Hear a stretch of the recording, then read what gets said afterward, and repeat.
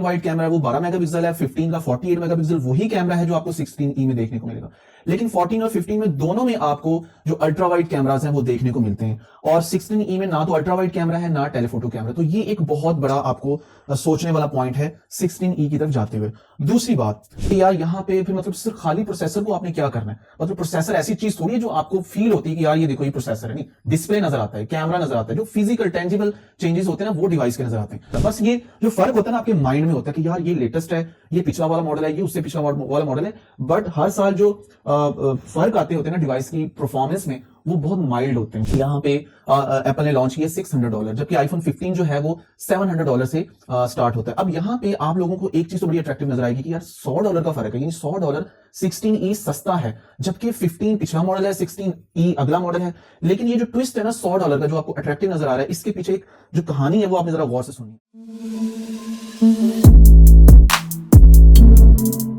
अस्सलाम वालेकुम गाइस, कैसे हैं आप लोग। गाइस, रिसेंटली एप्पल ने अपना आईफोन 16E के नाम से एक नया मॉडल लॉन्च किया।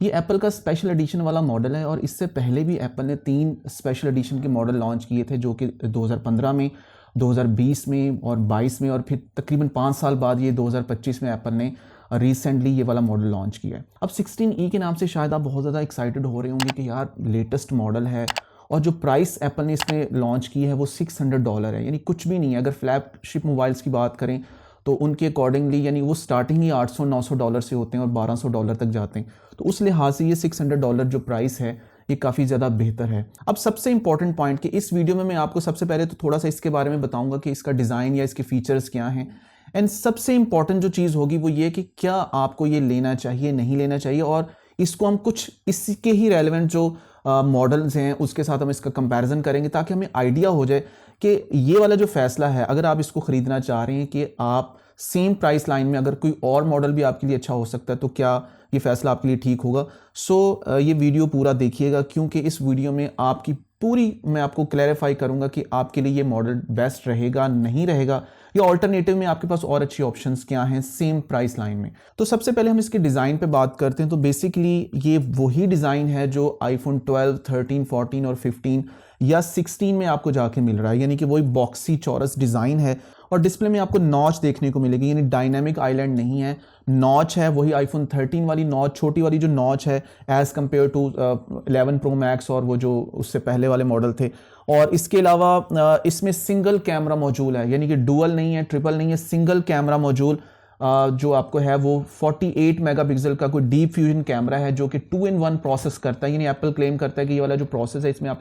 आपका जो पोर्ट्रेट या बहुत सारे जो दूसरे फीचर्स आपको नॉन प्रो या प्रो मॉडल में देखने को मिलते हैं वो भी आपको यहाँ पे देखने को मिलेंगे। और इसको भी हम देखते हैं कि as compared to other model आपको क्या ये चीज़ अट्रैक्ट करती है या करनी चाहिए या नहीं करनी चाहिए। डिस्प्ले की तरफ जाएं तो 6.1 इंच का डिस्प्ले है, और वही सुपर रेटिना XDR डिस्प्ले है, और इसमें आपको जो 467 के करीब PPI देखने को मिलेगी, और इसकी जो ब्राइटनेस लेवल है वो 800 निट्स तक है, यानी ब्राइटनेस लेवल जो है स्क्रीन का वो इतना ज़्यादा नहीं है as compared to other model. आप अगर नॉन प्रो मॉडल की तरफ भी जाएं तो वहाँ पे भी आपको 1200 जो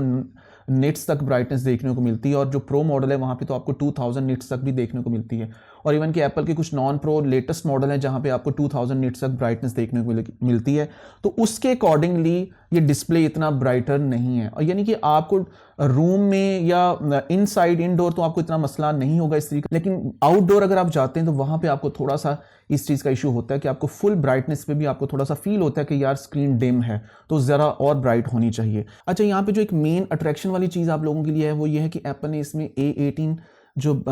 चिप है आपकी 3 नैनोमीटर वही मुतारिफ करवाई है, जो कि आपको आईफोन 16 के नॉन प्रो मॉडल में देखने को मिलेगी, यानी प्रो वाली चिप नहीं है, A18 चिप है। और इसके अलावा बाकी जो चीज़ें हैं वो तकरीबन वही हैं जो आपको दूसरे मॉडल में भी देखने को मिलती हैं, यानी स्क्रीन साइज़, डिज़ाइन और जो चीज़ें। अब मैं यहाँ पे आप लोगों के सामने जो असल बात करना चाहता हूँ वो ये है कि आपको लेने से पहले इसका थोड़ा सा प्राइस का अंदाज़ा होना चाहिए as compared to other model, क्योंकि इस वक्त भी आईफोन 15 जो है वो आपको $700 में वो आपको ऑफिशियली एप्पल स्टोर पे मिल रहा है, यानी कि आप उसको ख़रीद सकते हैं। और इसके अलावा भी अगर आप आईफोन 14 की तरफ जाएं तो आपको वो भी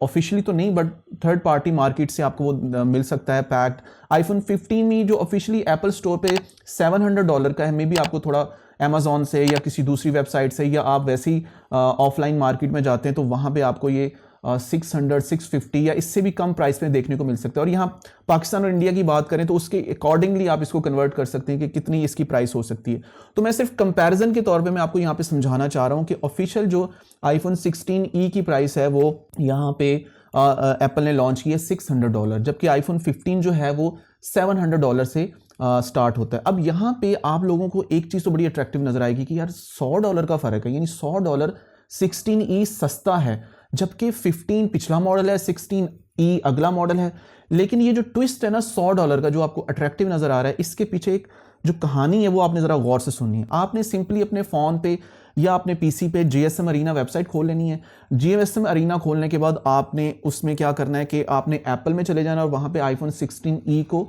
सिलेक्ट कर लेना है। 16e को सिलेक्ट करने के बाद आपने कंपेयर के टैब से आईफोन 15 और उसके अकॉर्डिंगली आईफोन 14 को भी आपने वहां पे ले आना। अब मैं यहाँ पे प्रो मॉडल के साथ तो इसको कंपेयर नहीं कर रहा ना, सिंपल जो इस तरह की मॉडल है उसके साथ इसको कंपेयर कर। इवन कि मैंने 16 के साथ भी इसको कंपेयर नहीं किया, 16e को मैंने 15 और 14 के साथ कंपेयर कर रहा हूं और 13 की तरफ नहीं जा रहा क्योंकि वो बहुत पुराना हो जाता है। सो इन तीनों मॉडल्स को पैरेलल अगर आप, सबसे पहला आपका जो इंप्रेशन आपका स्क्रीन पे बढ़ेगा ना, आपको नजर आएगा कि यार 14 पे भी आपको डुअल कैमरा मॉड्यूल देखने को मिलता है, 15 पे भी आपको डुअल कैमरा मॉड्यूल देखने को मिलता है, जबकि 16 में सिंगल 48 मेगापिक्सल का कैमरा है। 14 का जो एक मेन वाइड कैमरा है वो 12 मेगापिक्सल है, 15 का 48 मेगापिक्सल वही कैमरा है जो आपको 16e में देखने को मिलेगा। लेकिन 14 और 15 में दोनों में आपको जो अल्ट्रा वाइड कैमरास हैं वो देखने को मिलते हैं, और 16e में ना तो अल्ट्रा वाइड कैमरा है ना टेलीफोटो कैमरा। तो ये एक बहुत बड़ा आपको सोचने वाला पॉइंट है 16e की तरफ जाते हुए। दूसरी बात, अगर आप आईफोन 15 की तरफ जाते हैं और $100 आप इसका ज्यादा पे करते हैं तो वहां पे आपको डायनेमिक आइलैंड भी देखने को मिलता है, प्लस उसकी जो स्क्रीन ब्राइटनेस है वो 2000 निट्स तक है, बहुत ज्यादा ब्राइटर डिस्प्ले है एज कंपेयर टू 16e जहां पे आपको सिर्फ 800 निट्स तक ब्राइटनेस देखने को मिलती है, यानी कि आप कह लें कि आधो आध का भी फर्क नहीं है। इसके अलावा 16e के डिस्प्ले में आप देख सकते हैं कि वहां पे आपके पास है नॉच, जो कि आपको वही 14 में जो नॉच और 13 में नॉच देखने को मिली थी, और 15 में आपके पास डायनेमिक आइलैंड है। इसके अलावा 16e का जो प्लस पॉइंट है, जो कि हम देख लेते हैं कि ये वाकई में प्लस पॉइंट है, कि वहां पे आपको जो चिप है वो 18 3 नैनोमीटर चिप है, जबकि जो 15 है वहां पे आपके पास 16 जो चिप है, यानी कि आपके पास कह लें कि 2 नंबर का फर्क है, यानी 15 में 16 वाली चिप है और इधर जो है वो A18 चिप है। जबकि अगर हम उसकी बात करें जो कि हमारे पास है आईफोन 14, वहां पे हमारे पास A15 चिप है, यानी थोड़ा सा वो ज्यादा फर्क हो जाता है। मैं आपको पहले भी ये काफी दफा एक्सप्लेन कर चुका हूं कि जो एक आम यूजर होता है ना, एक आम यूजर बहुत कीनली इस चीज को ऑब्जर्व नहीं कर सकता, बहुत गहराई में इस चीज को नहीं देख सकता कि यार अगर फर्ज करें इसमें एक चिप 17 लगी हुई है, ये इसमें 18 चिप लगी हुई है, और एक 3 मॉडल फर्ज करें कर लें और इसमें 16 वाली चिप लगी हुई है,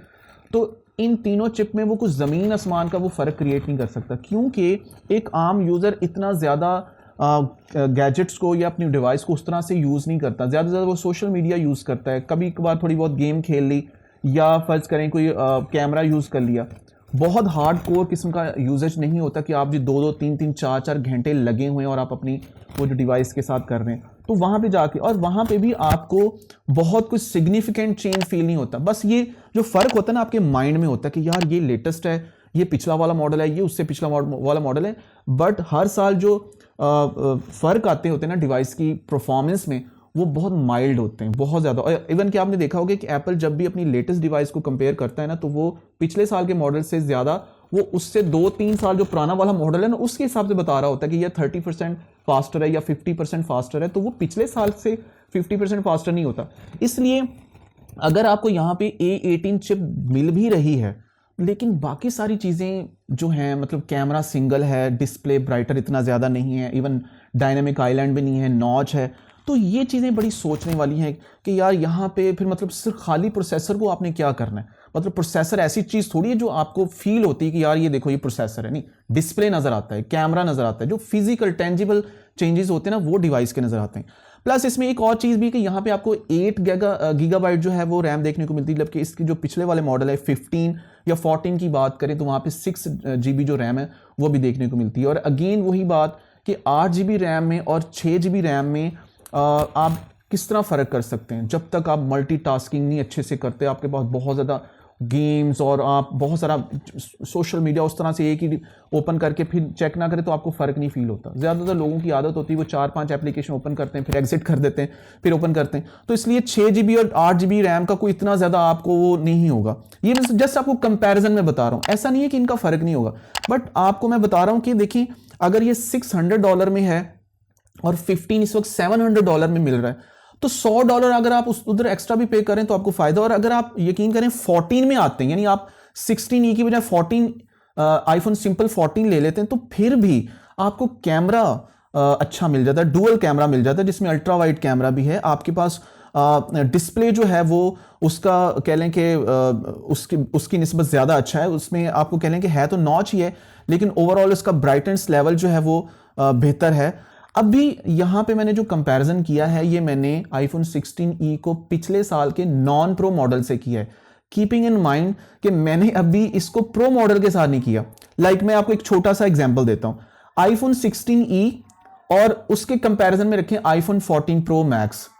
आपको क्या लगता है आईफोन 14 प्रो मैक्स या इवन 14 प्रो भी ले लें, वो 14 प्रो जो है वो क्या इसके साथ अगर आप कंपैरिजन में रखेंगे तो आपको बहुत चीजें चेंजेस नहीं नजर आएंगे। आपको 3 कैमरास वहां पे नजर आएंगे, आपको डायनेमिक आइलैंड नजर आएगा, आपको डिस्प्ले क्वालिटी, डिस्प्ले की ब्राइटनेस और जो प्रो मॉडल की एक फील होती है वो नजर आएगी आपको। इसके अलावा बैटरी टाइमिंग में बहुत जो मेजर फर्क है वो देखने को मिलेगा। लिहाजा जब भी आपने कोई डिसीजन लेना है नई डिवाइस का, जो कि स्पेशली इस वक्त मैं आईफोन 16E की बात कर रहा हूं, तो आपने एक दफा माइंड में ये चीज जरूर करनी है। सो ओवरऑल कंक्लूजन मेरे पॉइंट्स जो हैं, मैं आपको एक बात बताना चाहता हूं कि मैं कभी भी एक्साइटेड नहीं रहा ये जो स्पेशल एडिशन वाले मोबाइल हैं, और मैं हमेशा से सोचता हूं कि एप्पल क्या सोच के या एप्पल की क्या स्ट्रेटजी है कि वो इस तरह का कम लो बजट वाला प्राइस निकाल देता है। और वो सोचता है कि जहां पे उसी प्राइस पे लोग पिछले साल के प्रो मॉडल या नॉन प्रो मॉडल या उससे पिछले साल के प्रो मॉडल खरीद सकते हैं, वो क्यों एक सिंगल मॉड्यूल कैमरा के लिए और पुराने डिजाइन और वही नॉच और मतलब इस तरह की चीजों के लिए वो फिर से वो वाली चीज लेंगे। बट स्टिल मैं यहां पे कहता हूं कि वो वाले लोग, वो वाले मेरे दोस्त जो कि समझते हैं कि कम बजट में एक लेटेस्ट नंबर है, भाई कौन सा फोन है यार, 16 सीरीज में से 16E है, मतलब नाम एक आ जाता है कि जी लेटेस्ट फोन है, बट स्टिल जो परफॉर्मेंस है, जो चीज़ें हैं वो आपको देखनी चाहिए, उसको कंपैरिजन करना चाहिए। आई डू होप कि आपको मेरा जो पर्सपेक्टिव है, मेरा जो पॉइंट ऑफ व्यू है वो आपको अच्छा लगा होगा। अगर आपको वीडियो अच्छी लगी तो प्लीज़ इसको लाइक करें, इस चैनल को भी सब्सक्राइब करें और वीडियो को शेयर भी कर दें। और इस चैनल पर मैं इसी तरह की वीडियोज़ अपलोड करता रहता हूँ, बीच में थोड़ा सा गैप आ जाता है, I am sorry for that, but मेरी पूरी कोशिश होती है कि आप लोगों के लिए कुछ एक्साइटिंग, कुछ भी नया कोई ट्यूटोरियल गाइडलाइन लाता रहूँ। इंशाल्लाह बहुत जल्द आप लोगों से फिर मुलाकात करता हूँ अपनी अगली वीडियो में। तब तक के लिए इजाज़त दें। अल्लाह हाफिज़, पीस।